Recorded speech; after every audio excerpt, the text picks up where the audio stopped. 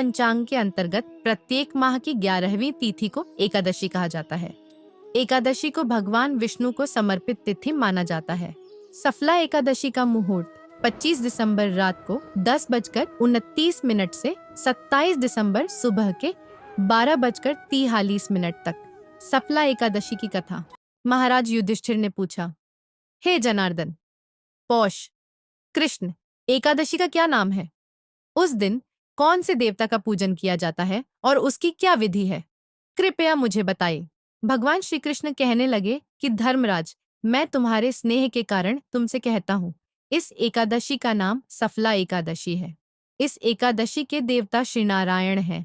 विधि पूर्वक इस व्रत को करना चाहिए। जिस प्रकार नागों में शेषनाग, पक्षियों में गरुड़, सब ग्रहों में चंद्रमा, यज्ञों में अश्वमेध और देवताओं में भगवान विष्णु श्रेष्ठ हैं, उसी तरह सब व्रतों में एकादशी का व्रत श्रेष्ठ है। जो मनुष्य सदैव एकादशी का व्रत करते हैं वे मुझे परम प्रिय हैं। अब इस व्रत की विधि कहता हूँ। मेरी पूजा के लिए ऋतु के अनुकूल फल, नारियल, नींबू, नैवेद्य आदि 16 वस्तुओं का संग्रह करें। इस सामग्री से मेरी पूजा करने के बाद रात्रि जागरण करें।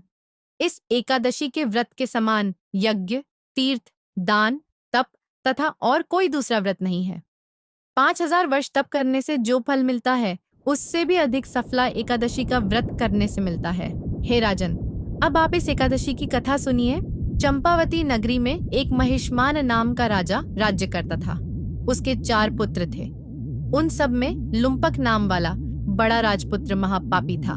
वह पापी सदा परस्त्री और वेश्यागमन तथा दूसरे बुरे कामों में अपने पिता का धन नष्ट किया करता था। सदैव ही देवता, ब्राह्मण, वैष्णवों की निंदा किया करता था। जब राजा को अपने बड़े पुत्र के ऐसे कुकर्मों का पता चला तो उन्होंने उसे अपने राज्य से निकाल दिया। तब वह विचारने लगा कि कहाँ जाऊं, क्या करूं। अंत में उसने चोरी करने का निश्चय किया। दिन में वह वन में रहता और रात्रि को अपने पिता की नगरी में चोरी करता तथा प्रजा को तंग करने और उन्हें मारने का कुकर्म करता। कुछ समय पश्चात सारी नगरी भयभीत हो गई। वह वन में रहकर पशु आदि को मारकर खाने लगा। नागरिक और राज्य के कर्मचारी उसे पकड़ लेते किंतु राजा के भय से छोड़ देते। वन के एक अति प्राचीन विशाल पीपल का वृक्ष था। लोग उसकी भगवान के समान पूजा करते थे। उसी वृक्ष के नीचे वह महापापी लुम्पक रहा करता था। इस वन को लोग देवताओं की क्रीड़ा स्थली मानते थे। कुछ समय पश्चात पौष कृष्ण पक्ष की दशमी के दिन वह वस्त्रहीन होने के कारण शीत के चलते सारी रात्रि सो नहीं सका। उसके हाथ पैर अकड़ गए। सूर्योदय होते होते वह मूर्छित हो गया। दूसरे दिन एकादशी को मध्याह्न के समय सूर्य की गर्मी पाकर उसकी मूर्छा दूर हुई। गिरता पड़ता वह भोजन की तलाश में निकला। पशुओं को मारने में वह समर्थ नहीं था, अतः पेड़ों के नीचे गिर हुए फल उठाकर वापस उसी पीपल वृक्ष के नीचे आ गया। उस समय तक भगवान सूर्य अस्त हो चुके थे।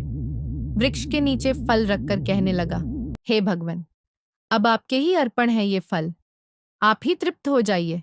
उस रात्रि को दुख के कारण रात्रि को भी नींद नहीं आई। उसके इस उपवास और जागरण से भगवान अत्यंत प्रसन्न हो गए और उसके सारे पाप नष्ट हो गए। दूसरे दिन प्रातः एक अति सुंदर घोड़ा अनेक सुंदर वस्तुओं से सजा हुआ उसके सामने आकर खड़ा हो गया।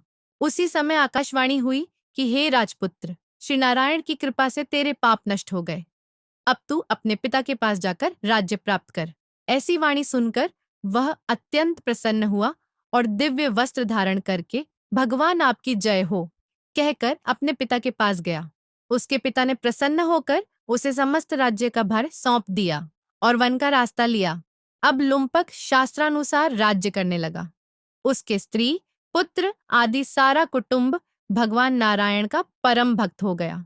वृद्ध होने पर वह भी अपने पुत्र को राज्य का भार सौंपकर वन में तपस्या करने चला गया और अंत समय में वैकुंठ को प्राप्त हुआ। अतः जो मनुष्य इस परम पवित्र सफला एकादशी का व्रत करता है उसे अंत में मुक्ति मिलती है। जो नहीं करते वे पूंछ और सींगों से रहित पशुओं के समान हैं।